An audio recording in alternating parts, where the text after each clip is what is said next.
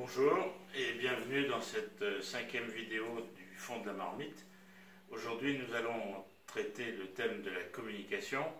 Pour ce faire, j'ai demandé à mon ami Cherif Amokram, qui est auteur et expert en communication, de vouloir bien nous exposer ce qu'est la communication dans l'entreprise, ses fonctions essentielles. Alors, première question, la communication, ça sert à quoi ? La communication pour une organisation, parce que c'est de ça qu'on parle dans les faits, elle sert à positionner l'organisation par rapport à son environnement et donc défendre les intérêts d'une organisation. Donc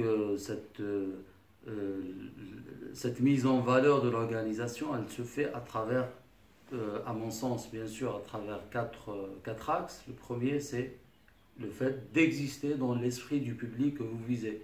Quand vous communiquez, vous faites exister votre organisation et vous faites exister votre travail, parce que ça ne sert à rien d'être compétent, d'être bon dans son domaine si les gens ne le savent pas.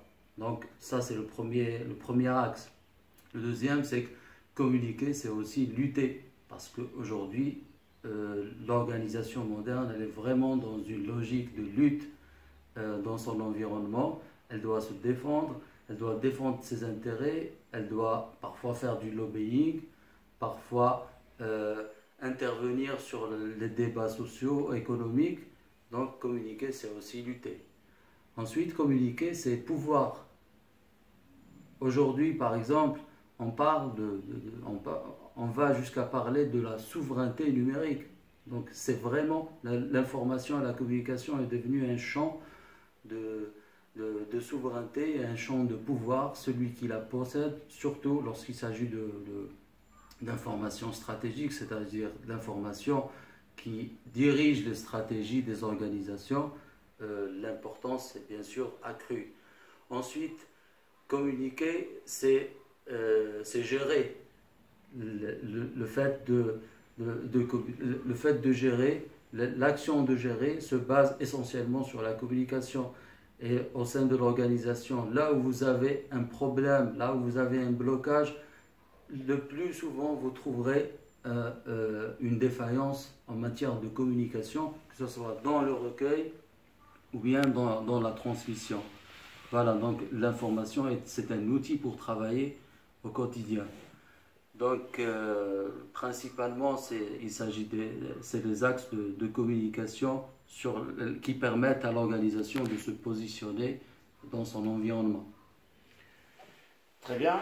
Alors, comme tous les métiers de service, quand on veut faire appel à quelqu'un pour nous aider, et je pense que les chefs d'entreprise ont besoin d'être aidés en matière de communication, on est face à plein de gens qui se prétendent spécialistes en communication ou en conseil ou en formation, et qui en fait ne le sont pas. Alors quelles sont les précautions à prendre quand on va choisir quelqu'un pour nous aider en communication? En fait, la question est très intéressante. Et moi, je dis toujours qu'en matière de conseil, le fait de savoir choisir ses partenaires et ses consultants, c'est aujourd'hui une compétence indispensable aux managers algériens surtout. Parce que quand vous venez de le mentionner, sur le terrain, il y a beaucoup excusez-moi, je vais employer le terme charlatan. Il y a beaucoup de charlatans sur le terrain. Et parfois, pour les connaître vraiment et pour les tester, il faut... l'entreprise le fait à ses dépens. Donc, c'est une fois que vous avez pris un contrat avec quelqu'un, et une fois qu'il vous a fait le travail, souvent c'est trop tard. Donc ce qu'il faut, c'est vraiment bien fixer ses objectifs, bien se renseigner sur les gens que vous engagez, et puis être dans une logique de suivi et une logique de co-construction du travail pour que le manager ne soit pas isolé par rapport à ce qui se fait, pour qu'il puisse redresser le travail tant qu'il est temps.